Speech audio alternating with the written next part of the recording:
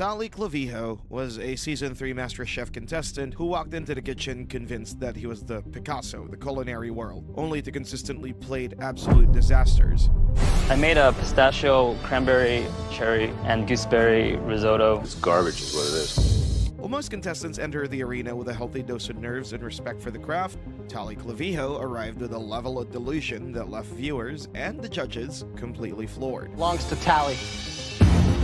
My food tastes great. What do the judges want? Why didn't they see it on my plate? In this video, we're going to cover how Tali Clavijo met the end of his career that started on the worst note possible and where he is today. From the moment Tali Clavijo stepped into the MasterChef kitchen in 2012, it was clear he wasn't there to blend in. While other contestants focused on mastering the basics and impressing the judges with normal, edible food that at least looked good in the eye, Tali came in with a unique boldness and a crazy determination to show the world his modernist, non-traditional ways of cooking. To actualize his dream, though, he first had to battle it out with 99 others in the first audition round, and then made it to the top 36. Congratulations, you are the top 36. Well done. And from there, he went through an intense ground beef challenge. Beef you'll be cooking today is ground beef. To become among the 18 finalists for the main competition.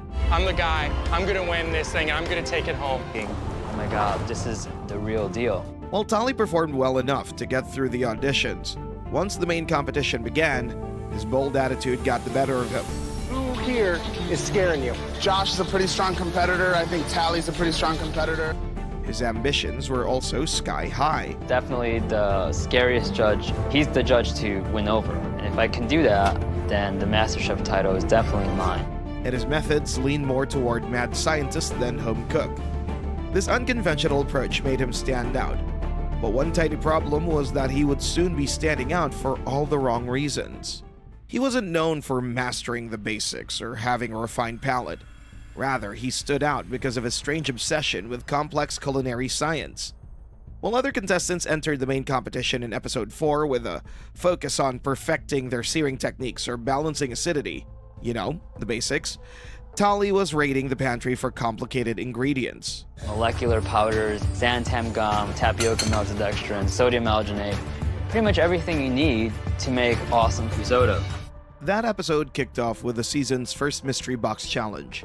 Under the boxes, the home cooks found a variety of ingredients. Lift.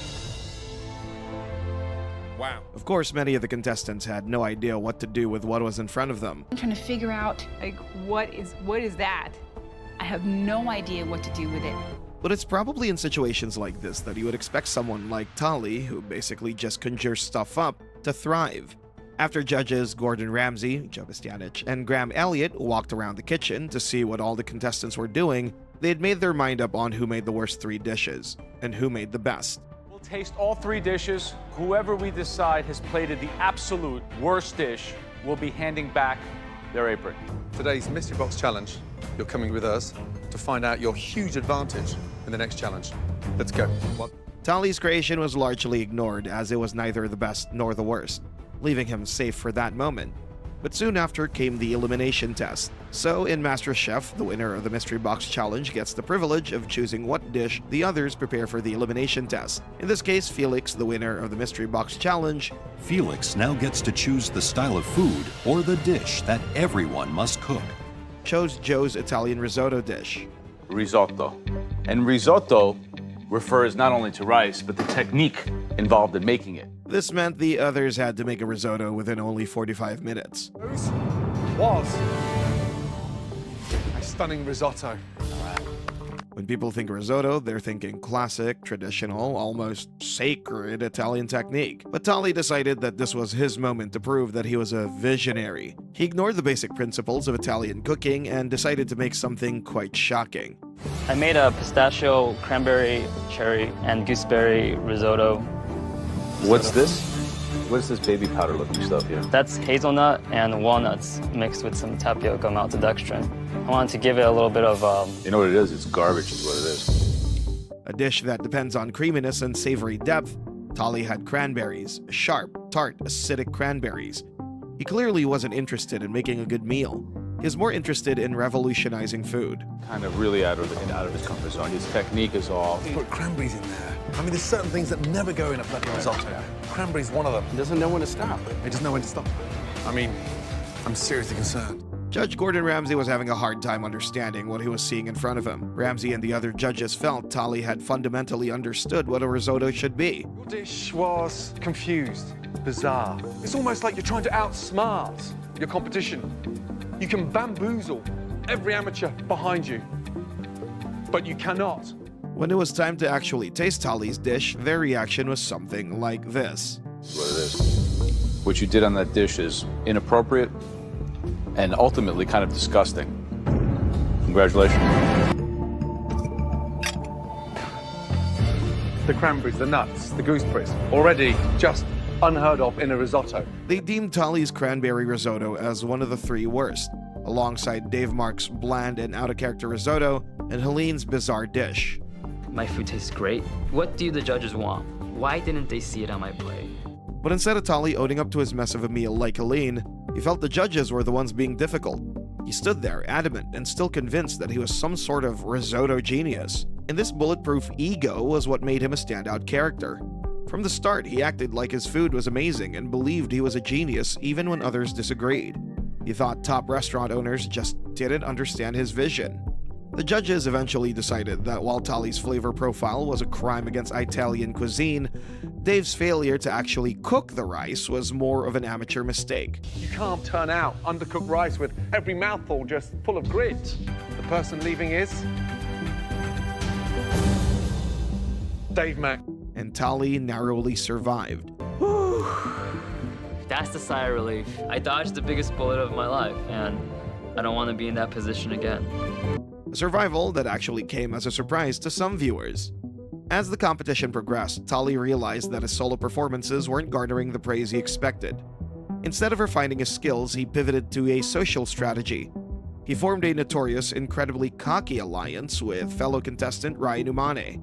Together, they branded themselves as a dream team. Ryan and I rock, and together we're going to, set this place on fire. Tali's my partner in crime. He's the other half of the dream team. Giving him the fresh crab will ensure he at least sticks around a little bit longer. A duo fueled by mutual arrogance and a shared disdain for their competitors. They didn't just want to win, they wanted to make others feel inferior. One Dave down, the other one to go. Lord, he's a cancer to any team. I've never seen anybody with such an infectious negative energy. In episode 5, Tali and Ryan took their unprovoked hate for a fellow contestant, David, to a whole new level. Hands down, I want to be on Team Frank because I want to destroy David and I want him out of this competition. I do not want to be on David Martinez's team. He has no idea how to talk to people, and I wouldn't want to have to take orders from a guy like that. Tali got his wish. The guy has a lot of knowledge. He's got a lot of skill in the kitchen. Tali. Tali. Yeah. I'm happy to be on Frank's team. Honestly, I think, he's a better leader than David. But Ryan didn't. I'd like to see Ryan on my team next. Wow. Wow. In that episode, the contestants were grouped into 2 teams, and each team was to cook for up to 201 hungry military men, including at least 1 protein, 1 starch, and 1 vegetable in the dish. Tali's team lost after cooking Italian food for American soldiers, and losing that team challenge meant that each one of them had to compete in a pressure test. And that's when things got interesting. The losing team faced an apple pie pressure test, and this wasn't some fancy experimental dish where you could hide behind creativity. Apple pie is classic, technical, requires a properly made crust, enough filling, balanced sweetness, and a structure that holds when sliced. Before the baking began, Tali once again showed his lack of respect for fellow contestants. I can't believe Scott and Felix threw away an opportunity, a golden ticket to be saved. They are idiots. This happened after Felix and Scott chose not to take safety earlier in the competition. Then came the actual baking, and ironically, Tali couldn't back up his big mouth with actual action in the kitchen as his pie didn't even have enough apples. So the crust looks actually cooked. It's kind of thick, like there's no one home on the inside. That was my bad. I should have put more apples in it. Still, despite that flaw, it was just good enough to keep him out of the bottom 3. He survived yet again, not because he crushed the challenge or proved the judges wrong, but because someone else performed worse. Episode 6 is where Tali really ganged up with Ryan, really, to show their dream team power. The episode started with a mystery box challenge, an awful challenge where contestants had to cook with organ meats, intimidating ingredients like sweetbreads, tripe, and other cuts that demand precision. Tali, in his usual larger-than-life attitude, didn't seem bothered by the gigantic head in front of him. Things quickly shifted even more in his favor when his friend Ryan won the mystery box challenge. And with that win came real power. And Ryan used it to make things easier for Tali by giving him the most expensive premium fresh crab on the table, while making the challenge much harder for the other contestants. With the best possible ingredient in his hands, Tali had every advantage to secure a win. But what followed was a masterclass in how to ruin prime seafood. He completely butchered the crab, literally and figuratively.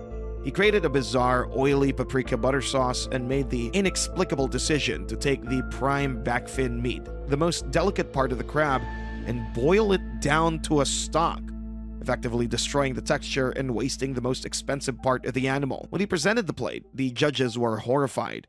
He arranged the eerie, hollow crab legs sticking straight up out of a bowl of orange sauce. All 3 judges were absolutely disgusted by the horrors they were seeing on the plate. Jeez, looks like a horror movie. And eat this as I scoop in and hopefully, you know what I mean? It's just stupid. Ugh. Screws it up. What is that? Based on that performance, I'd start packing my knives if I was you. Even as the judges mocked Tali's jump scare presentation, he remained defiant. He stood there with a straight face, claiming that the judges were simply missing the art behind the plate. Seeing the art behind the plate here, it's mind-boggling. Honestly, I feel like my stuff is so good that they can't even see the potential. Tali, you're more confused than anybody in this room right now because your food hasn't found its identity. For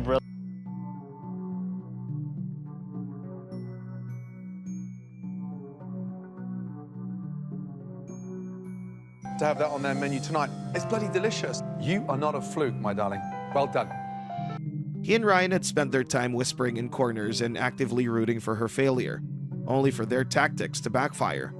Instead of scaring the competition, they succeeded only in alienating the entire room and solidifying their status as the ultimate villains of Season 3. But somehow, after another terrible round filled with more madness and less brilliance, Tali survived again. In Episode 7, everything exploded. Competition heats up. No cheating. Team members turn on each other. Shut your mouth, dude. And for Tali, this was the moment his confidence finally collided with brutal reality. The challenge started in the middle of the night with a high-pressure breakfast service at a Radisson hotel. The contestants were grouped into 2 teams, with Ryan and Tali, who had now made themselves the villains, becoming the last 2 to get picked. Tali was the very last person, and he wasn't exactly picked. He was just essentially defaulted onto the blue team because no one wanted him. But even in the face of near humiliation, this dream team still had their egos intact. And clearly not tell talent when it's right in front of their face.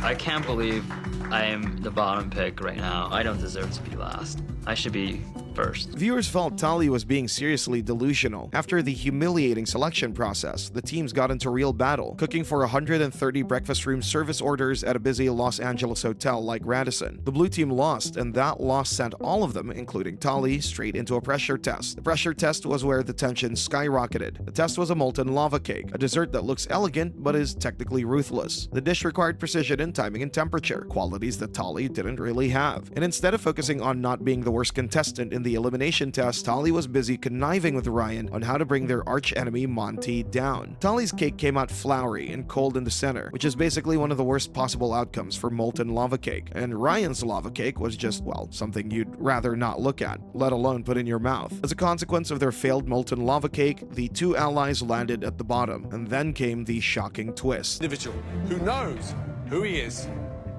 that didn't produce a stunning molten lava cake, to act on integrity and to be noble and to come up here and hand me their apron.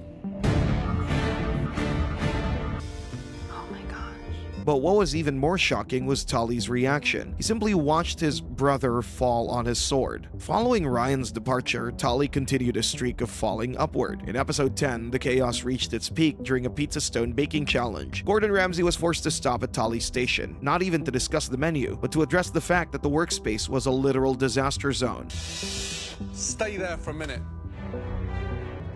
Look at the mess.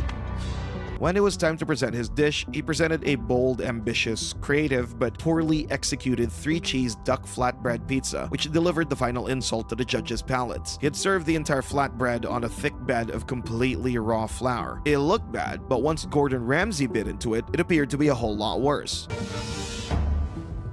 Yep. I mean, here's the thing. You work in a mess, you produce a mess. I'm struggling to identify what the hell you're doing. I really am. Yet somehow Tali managed to dodge the bullet once again, this time even avoiding the bottom 3 and leaving the viewers at home in a state of absolute disbelief. But then, going into episode 11, Tali's luck was fast running out. This far in the competition, the margin for error was razor thin as the weaker cooks were gone and the pressure was more intense than ever before. The theme for the elimination test was fresh fish, and Tali was tasked with cooking Arctic char. Instead of respecting the delicate, fatty nature of the fish, Tali once again went for a complicated, pseudo-scientific approach. Well, I'm gonna sous vide this fish. Sous vide it? Yeah. And I'm going to finish it on the skillet. It's an oily fish. Yeah. Why would you sous vide that? It cooks it in its own juices and it keeps that flavor locked in. He attempted a method that he clearly didn't understand, pairing the fish with green lentils in a way that didn't impress the judges one bit. As Tali tried to use his typical big words to explain what was on the plate, the judges finally reached their breaking point. Or master, tell me about what my intention is about cooking. It's Masterchef. It's us with things like sous vide, emulsify. In those flavors. Yes, Chef. And I watch you cook and I just get so pissed off with you around. You're missing master bait. After that scorching public humiliation and verbal assault, Tali still held on to his warped idea that he was some sort of revolutionary artist. Struggled with understanding my flavors. Maybe they're just a little too old school and they can't see the beauty and the genius that is my food. Oh man. Why don't they see the genius that is right in front of them? Of course, Tali made it to the bottom 3, but this time there was no dramatic twist, no teammate to shield him, and no one performing worse. The judges made their decision, finally showing Tali the door. Even as he took off his apron, he left the kitchen with the same defiant, unearned confidence he arrived with, seemingly convinced that the world just wasn't ready for his genius. He left Masterchef that day, but his legacy lingered, a legacy that placed him in the history books for all the wrong reasons. He's widely regarded as one of the worst contestants to ever step into the Masterchef kitchen, and that is quite understandable considering he never won an individual challenge, won only one single team challenge during his entire 8-week stay, and spent episode on the verge of total failure. The bold promises he made the world his untraditional ways of cooking faded away, and the confidence that once filled the kitchen resulted in total disaster. Till today, he's remembered as a joke, a delusional chef, and as someone who should have never been on the show in the first place. He did get another chance at redemption through the MasterChef Redemption Challenge, a challenge that gives one eliminated contestant a chance to fight their way back into the competition. But the redemption arc didn't quite happen in the way he would have liked, because in the end, it was Josh's tart that impressed everyone the most and earned him a spot back in the competition. After the cameras stopped rolling and the madness of season 3 concluded, Tali completely stepped away from the world of professional cooking. Although he continued with amateur cooking, even filming himself in the kitchen on his YouTube channel sometimes. The revolutionary career he envisioned never materialized, likely because the industry requires a level of humility and self-correction that Tali never demonstrated on screen. He eventually returned to his roots as a musician, but his primary career shifted into the corporate sector. Tali went into the tech world, finding a niche as a talent recruiter. Over the years, he has worked with various startups, including WAG Labs Incorporated and Lucky Day, where he served as the head of talent. Currently, he works as a recruiter for a company called Edify. It turns out that Tali's much better at identifying talent in others than he was at providing his own in the kitchen. But ultimately, cooking seemed to be what he loved to do the most, as he revealed that he never completely gave up on that career path. What have I been doing for the past 10 years? Working in kitchens. The only obvious problem was his ego and the fact that he really wasn't great at the art. In that video, Tali also shared other things he's currently working on. Writing my book, Been working on 4 books. I'm working on 2 new ones right now. Writing a lot. That ego from season 3 is still there, but the reality's different now. The chef who once claimed the judges couldn't understand his genius never ended up forcing the industry to understand it. Instead of leading a culinary revolution, his cooking journey quietly faded. The only thing Tali did successfully take out of Masterchef, though, was his friendship with Ryan, who started a catering company, Flavor Elevator, and also went into real estate. In an interview with Reality Wanted, Tali confirmed that he was still in touch with Ryan, and the two were even planning on doing more events in Chicago, New York, and Los Angeles. Whatever those events are, no one quite knows, but as a matter of certainty, Tali's dream of becoming a professional chef now feels more like a distant memory. If you enjoyed this video, you'll probably like these ones as well. And don't forget to subscribe.